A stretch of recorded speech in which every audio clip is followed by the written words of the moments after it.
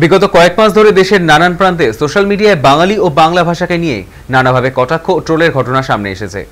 ভিন রাজ্যে কর্মসূত্রে বা প্রয়োজনে থাকা বহু বাঙালি প্রায়শই বিদ্রূপ ও হয়রানির মুখে পড়েছেন।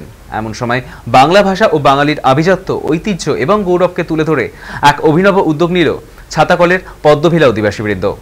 এবার শ্যামাপুজোয় তাদের থিম ভাবনায় ফুটিয়ে তোলা হয়েছে বাংলা ও অধিবাসীবৃন্দ। স্বাধীনতা সংগ্রাম থেকে সমাজ সংস্কার, শিক্ষা, সাহিত্য, বিজ্ঞান, সংস্কৃতিতে বাঙালির অস্মিতা, বাংলার মনীষীদের অবদানকে স্মরণ করে তৈরি হয়েছে মণ্ডপ। পরাধীন ভারত থেকে স্বাধীন ভারতের যাত্রাপথে যারা পথ দেখিয়েছিলেন তাদের কর্মজীবন এই ভাবনায় এবং থিমে ফুটিয়ে তুলেছে শিল্পীরা। গোটা মণ্ডপ জুড়ে রয়েছে নজরকাড়া আলপনা। পদ্মভিলা পুজো কমিটির সভাপতি সুশান্ত কুমার শীল জানিয়েছেন, বাংলা আমাদের মাতৃভাষা, আমরা বাংলায় কথা বলি, এই ভাষাই আমাদের আত্মপরিচয়। দেশকে গর্বিত করেছেন আমাদের মনীষীরা, তাই তাদের প্রতি শ্রদ্ধা জানিয়ে এই ভাবনা। এদিকে ছাতাকলের পদ্মভিলা অধিবাসীবৃন্দের এই বিশেষ উদ্যোগ ইতিমধ্যেই এলাকায় সাড়া ফেলেছে।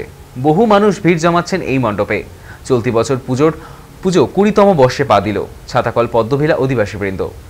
থিমের মাধ্যমে তারা শুধু শিল্প নয়, এক সামাজিক বার্তাও পৌঁছে দিচ্ছেন জনসাধারণের কাছে। তাদের আর্জি, নিজের ভাষা, সংস্কৃতি এবং পরিচয় গর্ব যেন কখনো হারিয়ে না যায়। আর এভাবেই অভিনব ভাবনার মাধ্যমে বাংলা ও বাঙালির আত্মসম্মানকেই নতুন করে উজ্জীবিত করছে ছাতাকল পদ্মভিলা শ্যামাপুজো কমিটি।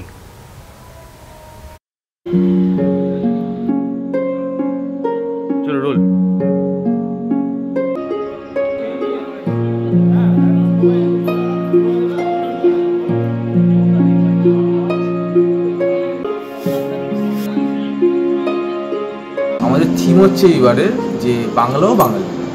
কারণ অনেক কিছু শুনতে পাচ্ছি, বাংলা ও বাঙালিকে ট্রোল করা হচ্ছে। বাংলা ও বাঙালির যে কত অবদান এই ইন্ডিয়ার বুকে, সেটা এখনও কেউ বুঝতে পারছে না। ভবিষ্যতে তারা আস্তে আস্তে বুঝতে পারবে।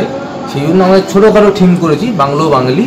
আমরা এই প্যান্ডেলটা নিজেরাই করেছি। সব আমাদের বন্ধু বান্ধব দাদা আছে, সকলে মিলে একত্রিত হয়ে আমরা এই বাঙালির থিমটা করেছি।